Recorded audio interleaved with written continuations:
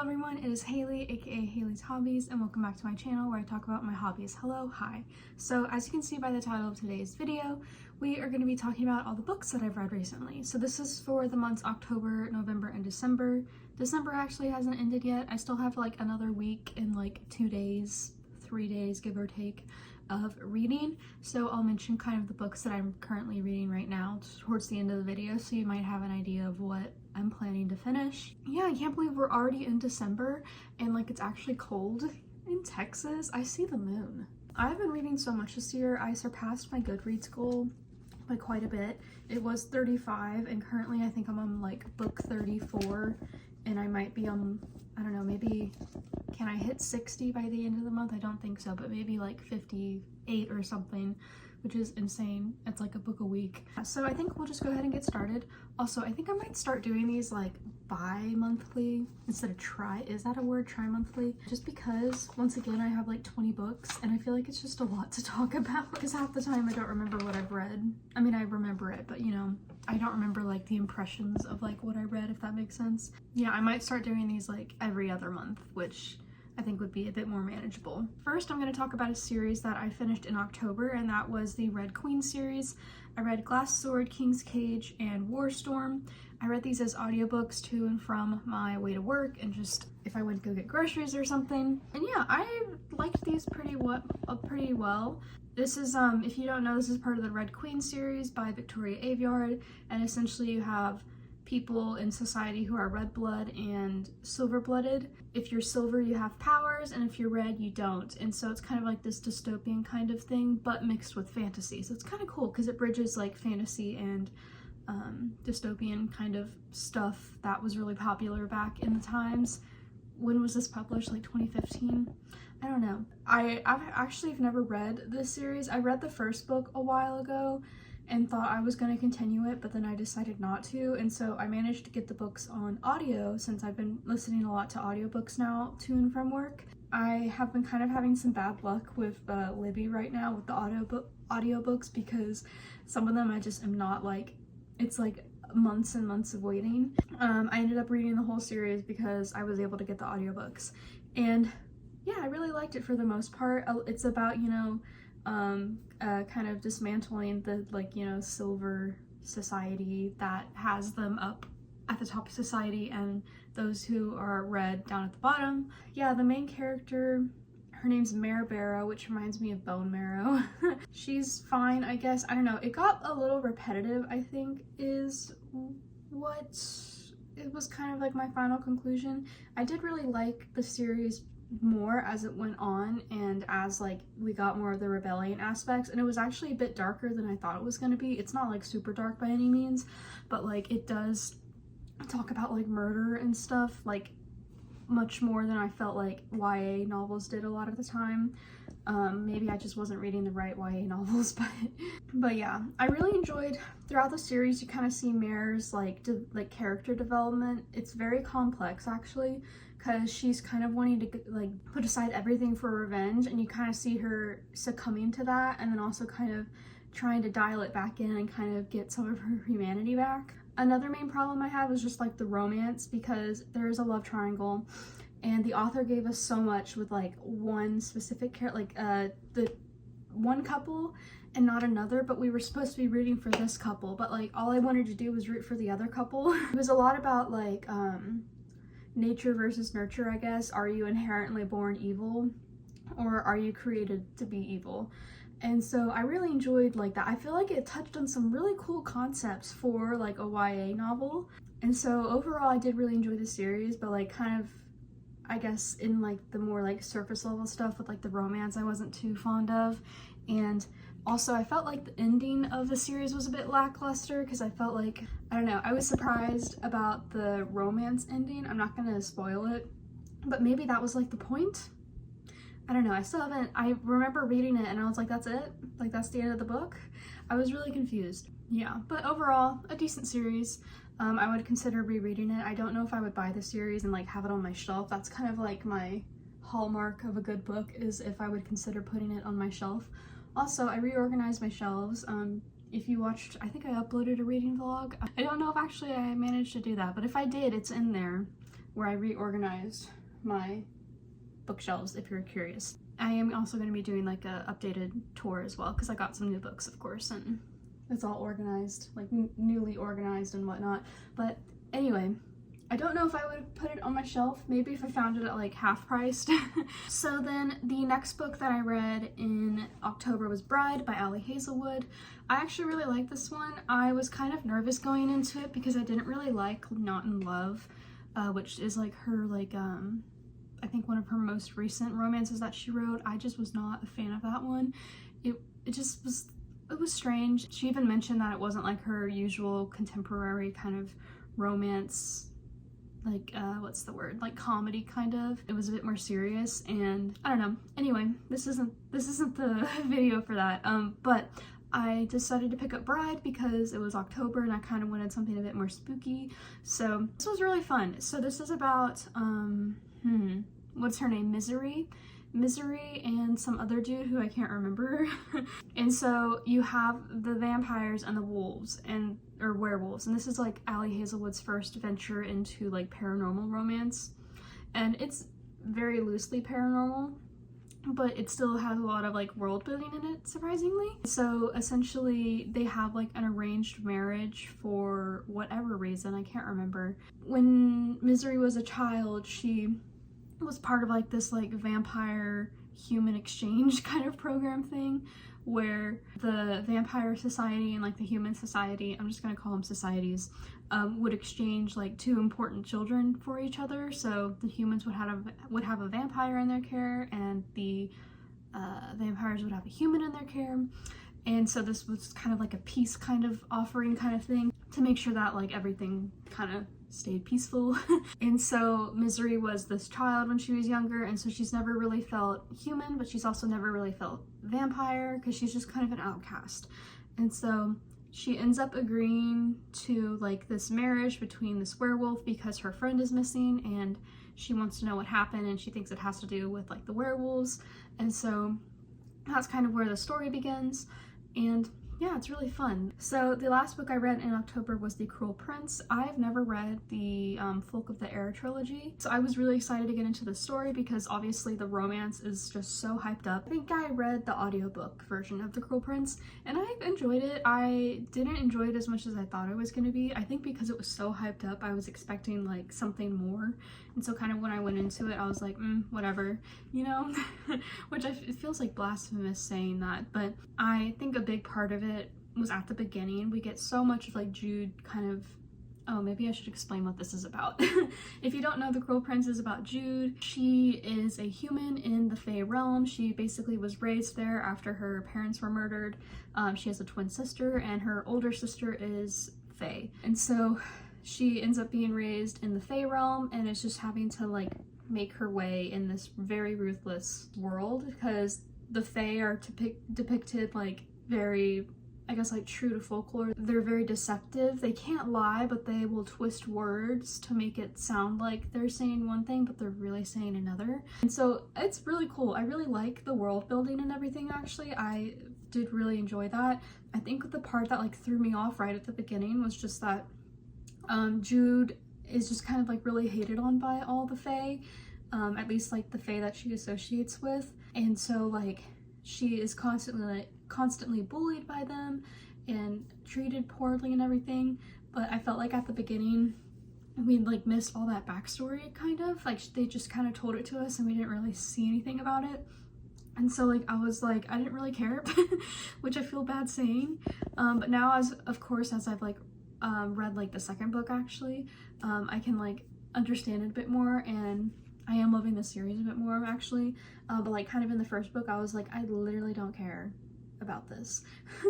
I think it's fun though to see like what Jude is willing to do to like have power, because I feel like in a lot of fantasy books you have like a very good character as like the forerunner, you know, and who is very like morally like self-righteous and everything. And so Jude is a bit different because you're just seeing how far she's willing to go to have a bit of power. Yeah, I ended up not sure if I actually wanted to continue the series after reading the first book, but I did get I got the ebook for The Wicked King, and so I ended up reading it. And spoiler alert, I loved it. Is that my November? We can go into that if I read it in November. No, I did not. Okay, y'all will have to keep waiting for my review for December. The angle might have changed. I went to go reheat my tea and then found that my grandma forgot to clean out the microwave when she made beef stew last night. And so the beef stew was all over the microwave. Our microwave is normally very clean, so I was like, what on earth is going on? So I spent 20 minutes cleaning it out, but we are back. And if you hear sniffling, it is my dogs. But yes, anyway, so I'm not exactly sure where we left off, but I think I said that I enjoyed The Cruel Prince. I hesitate to say like overhyped because now that I've read the second book, I don't think it is overhyped, but I definitely went in with like super high expectations with the first book, and so it was a tiny bit of a letdown. Now we're going to November. So in November, I read quite a bit. I read 6 books. So a lot of books. Again, I had taken a bit of time off in November to work on my thesis, and so once that was done, I had a lot more free time to read. The first book that I read was Pumpkin Spice and Poltergeist. I forgot the author of this. Yeah. Oh, also, this was a really good reading month. Other than this book, everything else was 5 stars. So Pumpkin Spice and Poltergeist, I think I gave like 3 stars. I liked the concept of this kind of. So I forgot who the characters are called, like named, but essentially you have one character who is a witch and she's being haunted by her ex-girlfriend who is like a poltergeist, becomes a poltergeist, I don't know, but she's a ghost. And then you also have this other character, I feel like their names were like Harlow or something, I can't remember. But you have another character who just moved into this town, and this town is like a magical kind of town, but they keep it on the down low because people don't really know about that. But like the actual residents in the town are all like supernatural in a sense. So you have witches, vampires, I think there's like even like a Frankenstein dude who people think is like a costume or something, or maybe it's the one with the pumpkin on his head, I don't know.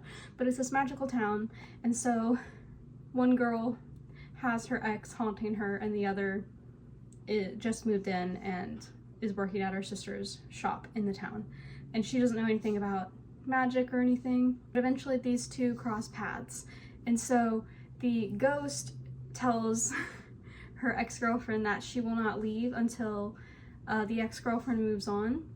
And so she ends up getting together with this other character, I can't remember their names, and it's about kind of them and their romance. And also you're solving like the death of the ex-girlfriend, because there's a lot of hazy details about that, and the ex-girlfriend doesn't really know what happened, but it kind of seems that it wasn't an accident. So it's very cute, very like autumnal, and there's a lot of coffee and whatnot in here, and I did really like it, but it was just like not as great as I was hoping. I think maybe the page limit was really the problem, maybe. I don't know, I feel like we didn't really get a whole, maybe it wasn't the page limit, I can't really remember.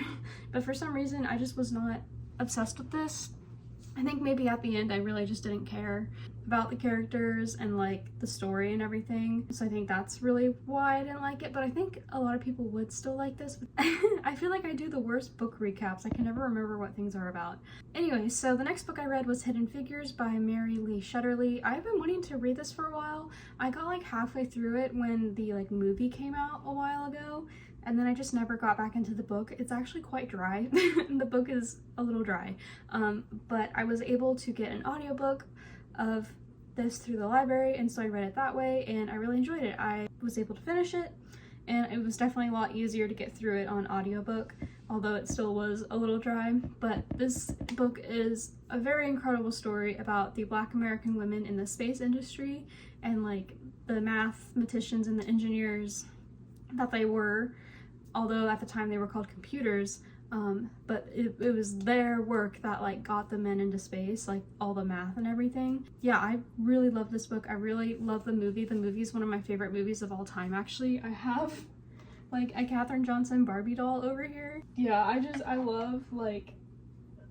this story so much. And so like finally reading like the original like source of it was really wonderful, and I really loved it. And I think if you're really interested in like diversifying your reading, which is something that I think I'd like to do more in 2025, because I read a lot of like fantasy, and I feel like I should, I don't know, expand my horizons, because I've found that a lot of books that I've loved that talk about like societal kind of issues and like human rights and stuff like that, I really enjoy.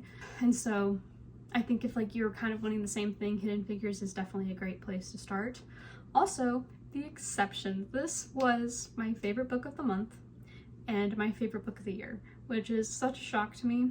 I was not expecting a nonfiction of all things to be a favorite book. Usually it's a fantasy, but I read this book. I think I talked about it. Yeah, I talked about it in my last grad school vlog. It just kind of took me by surprise. So this story is about Nancy Hopkins, kind of her work at MIT and like sexism in the STEM, world, kind of overcoming these troubles and kind of really advocating for women in science at the time. And so it's just this really incredible story, and I was obsessed with it. Like within 10 pages, I knew I had to have my own copy, and I was reading it at the gym. I was reading it like in any sort of study break that I had. I was just obsessed with the story, and I was actually reading it at the same time as Hidden Figures, so I thought that was kind of fun. And yeah, this story was just like so good, and I think the writing was also something that really like stood out to me. If I look at like Hidden Figures and The Exceptions, like they're both like incredible stories, but the exceptions just had like really good writing and like storytelling with it. That's not to say Hidden Figures wasn't like written very well. It was written very well. I don't know, maybe it was because like I hadn't read the story before, and maybe that's why I was just so like encaptured by it. Is that a word? Encapsulated? Whereas like with Hidden Figures, I knew the story, but I like wanted to read the original source, Maybe that's why I was so like obsessed with the exceptions. But yeah, this story was just amazing. And if you're interested in like women in STEM and like the fight for like inclusion and diversity, I would definitely recommend it. It is mainly about like white women in like STEM, specifically like MIT, because Nancy Hopkins worked at MIT, and I think at the time they didn't really hire any people of color. I think maybe they had like 1 or 2 people. Like this story really is more like white leaning, although it does like make an attempt a few times to talk about people of color, but because it is focusing on Nancy Hopkins, it is talking about like the women there at MIT, and they were white. So if you're wanting like topics of like race, it doesn't really talk about race a whole lot. It's mainly more about like women, and I feel like maybe the author could have like addressed more that she was talking about like white women specifically. She does make like distinctions throughout the book between like people of color and everything, which I thought was really interesting, because she talks a lot about like how many faculty were employed, at the time, like women, and then like people of color who were women, and also this like I think it was called like a double blind. If you were a black and if you were a woman, it was kind of like a double blind kind of thing, I think is what she called it. And so if any of y'all know any like stories about people of color in like molecular biology and like biology and microbiology and all of that, let me know, because I'd love to read it, because I really loved hearing about this story, and I'd love to read more. So that was actually my favorite book of the year. It just caught me by surprise, and I just keep thinking about it. I know I only read it like last month, but like I think about it a lot, and I have it down here with me now on my nonfiction shelf, and so yeah, I just loved it so much. So the next book I have is In the Labyrinth of Drakes. This is the 4th book in the Lady Trent memoirs. So I talk about this series a lot because I've been reading the series throughout the year pretty much. It follows Isabella Trent, or I think at the time Isabella, can't remember her last name. When she was a child, she became obsessed with dragons and wanted to be a dragon naturalist. And so these memoirs are kind of her when she is like a lot older and kind of like in old age, reflecting back on these times in her life where she made like big discoveries for like dragon like knowledge and stuff. And so you get a lot with like dragon taxonomy, dragon archaeology, dragon history, all these things. There were these people called, or they call it like the draconian something, like was it a religion? I can't really remember. And so they're trying to figure out like this history of like dragon evolution and like where these people kind of fit in, like what were they like worshiping, and like everything, kind of like this culture almost, in a sense, kind of like how we study like ancient Egypt or like ancient Greece. There's like the ancient draconians in that sense. At the same time, she's making like writing things about like dragon taxonomy, and whatnot. And so you just follow her adventures, and each book is kind of set in a different place with like a different major discovery. In the Labyrinth of Drakes, we kind of went to like a desert area and we were like underground and everything, and it was really cool.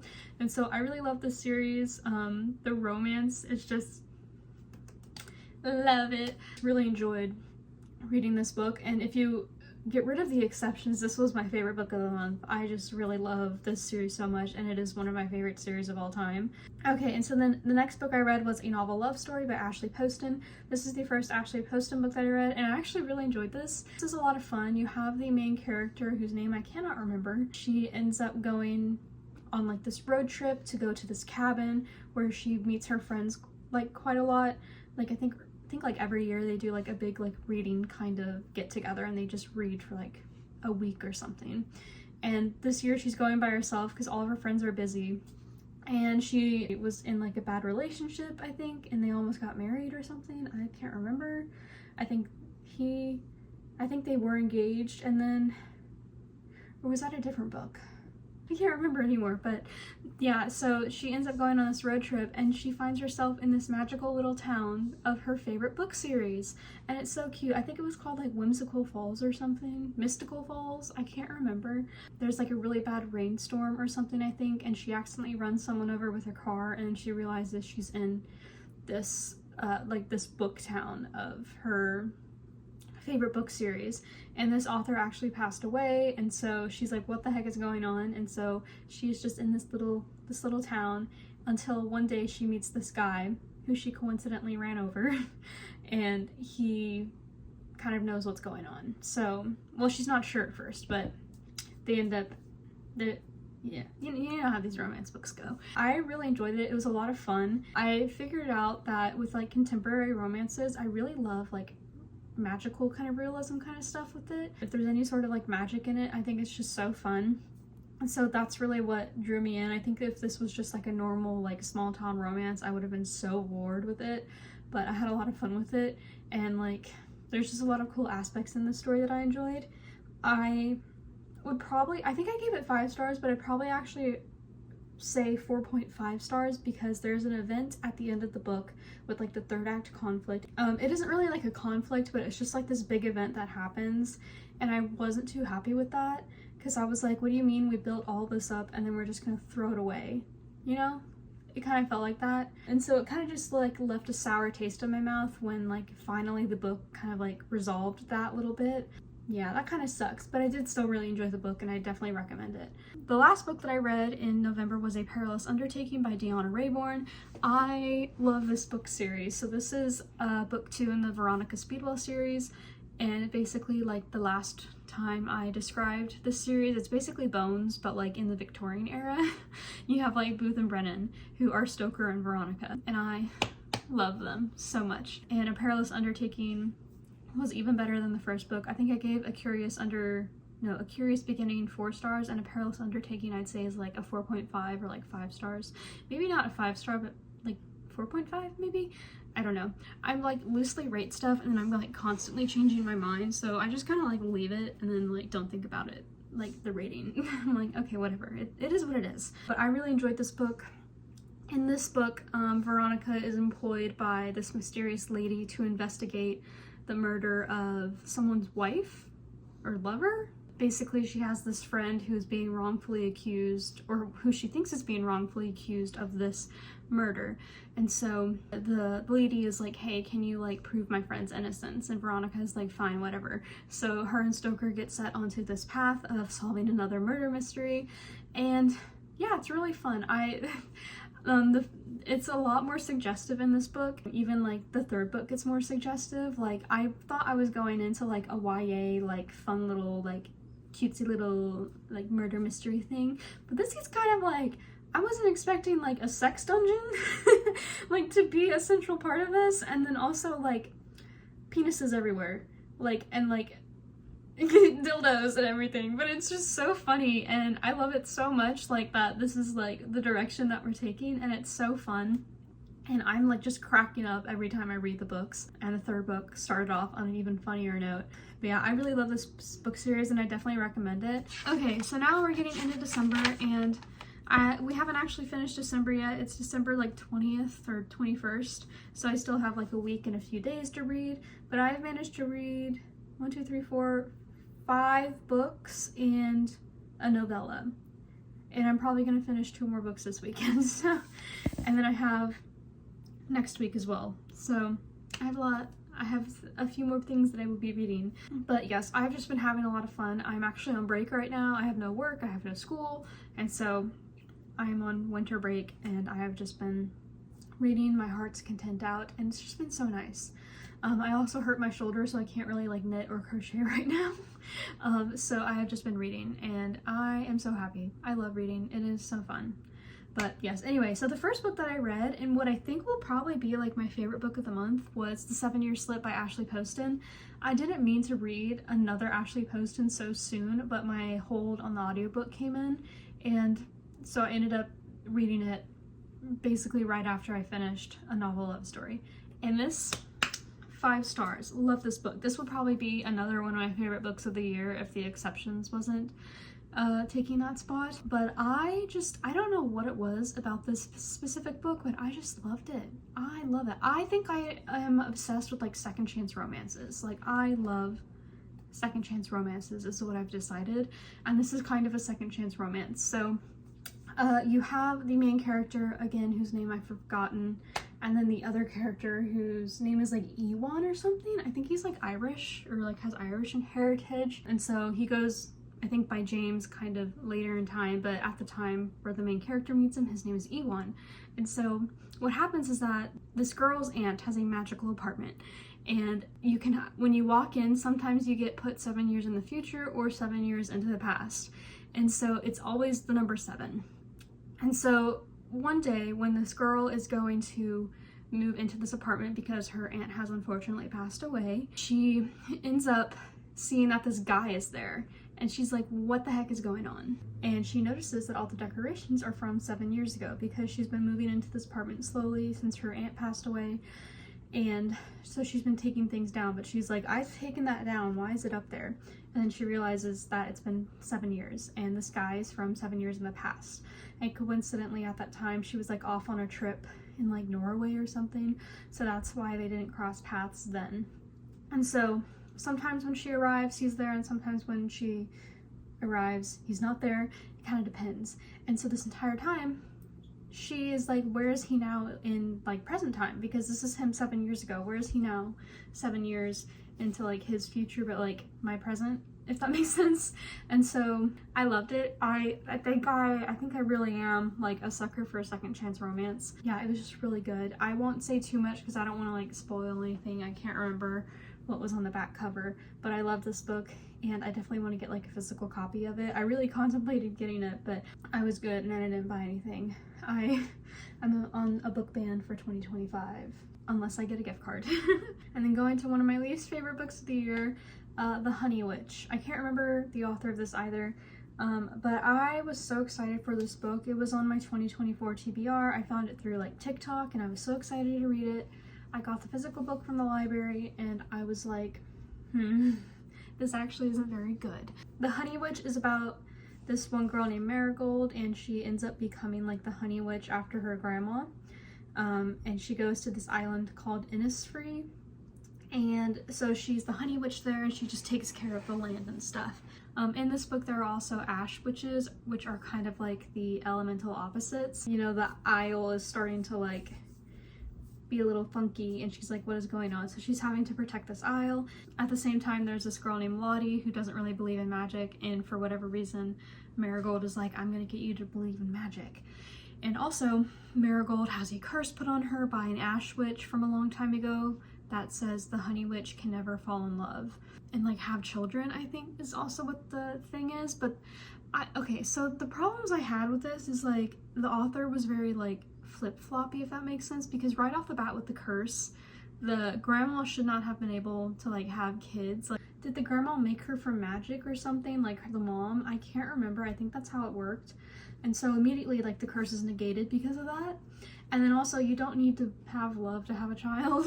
Sometimes they just happen as a result, you know, of certain activities that do not have to require love. And so immediately, like, that part of the curse doesn't really need to be necessary, and so really it should just be like, oh, you can't fall in love, you know? But then also the magic system is kind of funky. It felt like the author kept changing what like a honey witch was supposed to be, because why was Marigold having like air and wind powers? Why? Was it air and wind? Those are the same things.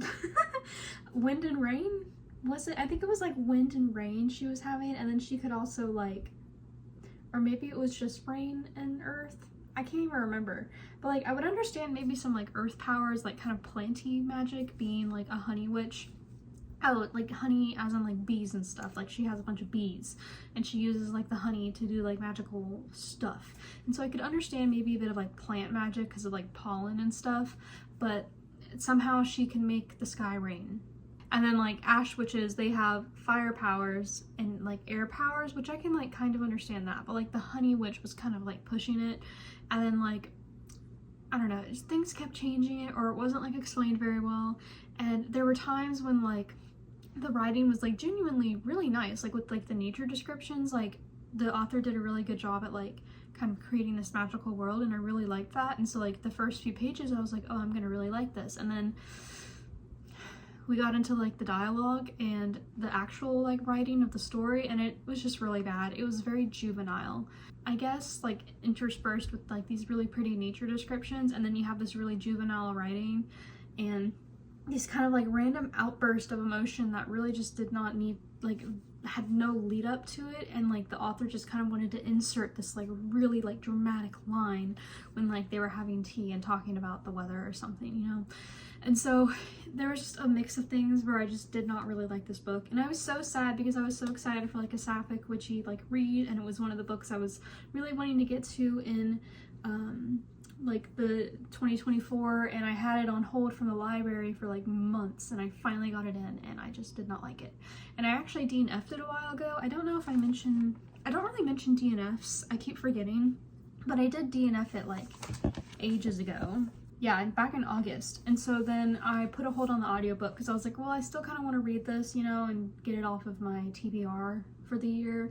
And so I put a hold on the audiobook, and I finally got the audiobook hold a few weeks ago. Yeah, it wasn't great. I was really upset. So moving on, the next book I read was The Wicked King, which is the second book in the Folk of the Air trilogy. And this is kind of really where I started seeing like the hype for this series. I really enjoyed this book. I thought it was really fun. One of the reasons why I didn't like the first book, I think also, was there was this like kind of love triangle kind of thing going on with Jude and like two other characters. Jude felt like completely betrayed and like blindsided at the end of it, and I was just like, I really don't care. I really don't think that, like, I don't know, the author really didn't like give us a lot with that. I don't know if I just read it too quickly or something, but so like the bits of that were in the second book I was just kind of like annoyed about, but overall I did really enjoy the book, and seeing more of Jude and like Cardan's relationship throughout the book kind of grow, and like the kind of their like way that they're, you know, like the politics and everything. I really enjoyed it. And I was reading this on Kindle, and I thought the page count was like a bit longer, so when I got to the end of this I didn't realize like the last section was the epilogue, and so like the book just ended, and I was like, what? I thought like there was still like 20 more pages, so I was like, what do you mean this is the end? Like, what do you mean this is like, what, like she's just thinking like what? So now I'm like, well, now I gotta like finish reading it, so I put a hold in for the third book, and we'll see if it comes in eventually. But yeah, I really enjoyed the second book a lot more than the first, and I had a lot of fun reading it. It follows kind of the events of the first book. I don't want to say too much because it'll really spoil it, but I really loved it. So the next book I read was A Treacherous Curse, which is again by Deanna Raybourn. This is a third book in the Veronica Speedwell series, and this one was so fun. It opened up with a discussion about whether or not like these like statues were penises or not, which was really funny. I wasn't expecting that when I first opened it, so like I was on a plane going to graduation, and I just immediately like burst out laughing on the plane, and it was kind of embarrassing, but I had a lot of fun reading this, and I read this over my trip to Florida for graduation, and it was just a good time. I love Veronica and Stoker even more now. I just love seeing their like interactions and like relationship and like friendship and stuff kind of grow, and I'm so excited for the next book, which is a dangerous collaboration. But in The Treacherous Curse, actually, this one is about like, there's like a bit of Egyptology in it, and so like this one guy, he goes missing with like this particular, like, I think it's called like a diadem or something, which is kind of like a crown, and so these people employ Veronica and Stoker to like try and find him and the crown, and so it's really fun. I love it even more than the previous two, so yeah. I think I gave this one 5 stars. It was just a lot of fun, or it'd be like a 4.5. But yeah, this has been my favorite of the 3 that I read so far. I'm very excited to get into the rest of the series for 2025. I don't know if I'll be able to finish it like next year. It may take me another year after that. It just depends on when the books come into the library, but yeah, really love it. I definitely want to get like physical copies of the book at some point. So then I read a novella, which was Cruel Winter with You by Allie Hazelwood. We were flying home and I just wanted something quick to read. I read this in like 40 minutes or something, 50 minutes. It's only like 72 pages, so it's just a little novella, and I don't ever read novellas actually, and so I was really struggling with like what to rate this, because you can't really, I mean, I feel like you could rate like based on like character interactions and stuff and kind of like go really in depth with that, but like it's 72 pages, so we're not really like, there's nothing to really comment on, I guess. Like it's like intentionally short, you know, so like I feel like there's not much I can talk about in terms of like the character interactions and like the plot. I feel like I can't really talk about it at all. It was just, I mean, it was cute, it was fun. It was kind of like a second chance romance sort of thing.